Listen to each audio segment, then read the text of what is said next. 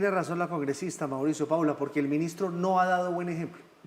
Me da pena decirlo, pero es que la Corte es la Corte. Cuando la Corte da una orden, usted tiene que hacer caso. No hay otra, porque es la Corte, es el Tribunal Supremo. Hablamos con el magistrado Ibáñez. Ellos deliberan, ellos no tienen partido político. Pues sí, tienen su corazoncito de un lado al otro, pero fallan en derecho.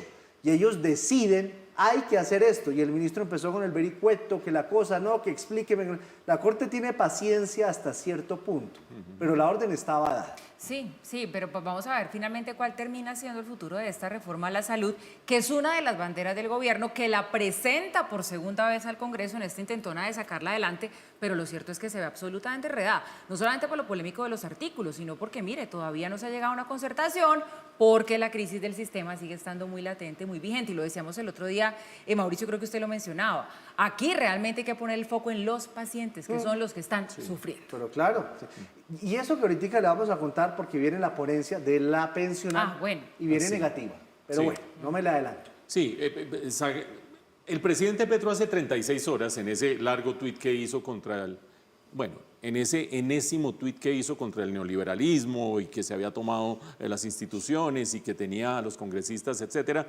dijo que las dos reformas claves, por supuesto las que ha impulsado con mayor ímpetu, la de la salud y la pensional mostraban sus virtudes. La de la salud ni siquiera ha prosperado todavía en la Cámara de Representantes, que es donde más adeptos debería tener. Ya han visto ustedes la nota, que no va a avanzar mientras no se resuelva la crisis coyuntural del sistema de salud. La de pensiones la vamos a registrar en un momento.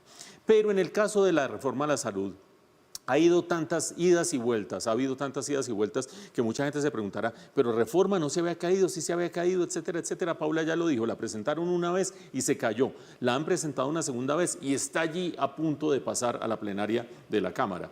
Pero mientras tanto vino el chu-chu-chu. ¿Qué era el chu-chu-chu? Acuérdense ustedes, el presidente Petro decía en alguna entrevista que si se le encerraban ciertas llaves de financiación al sistema de salud, se caía una institución detrás de otra.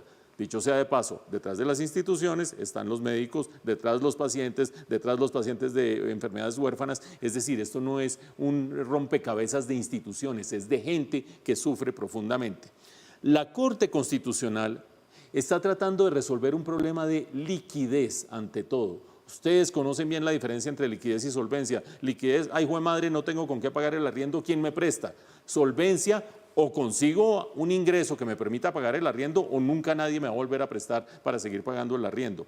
La crisis de liquidez tiene que ver con esa resolución de pago de presupuestos máximos, no nos enredemos a estas horas de la noche con los terminachos, una plata que se debe del 2022 y del 2024 a las EPS, y eso lo tiene que pagar el Ministerio de Salud por orden de la Corte Constitucional.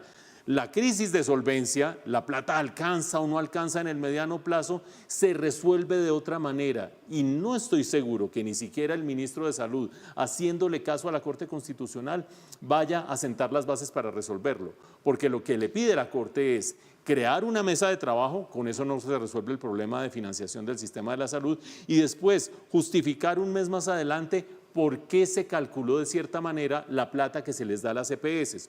Justificar no necesariamente quiere decir reformular, replantear la fórmula ni el porcentaje. Por lo tanto, vamos a pasar un aguacero, pero no necesariamente vamos a pasar el invierno. Y creo que hacen bien los miembros del Congreso que dicen, o se resuelve esta crisis de la salud, o aquí quién va a pasar una reforma a la salud.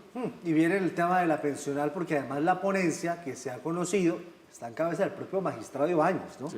Eso viene negativo. Y eso sí que es complejo, porque si ya el presidente de la Corte tiene ponencia negativa, eso está estudiado con mucha rigurosidad. Vamos a ver si pasa o no pasa, pero la ponencia dice que no.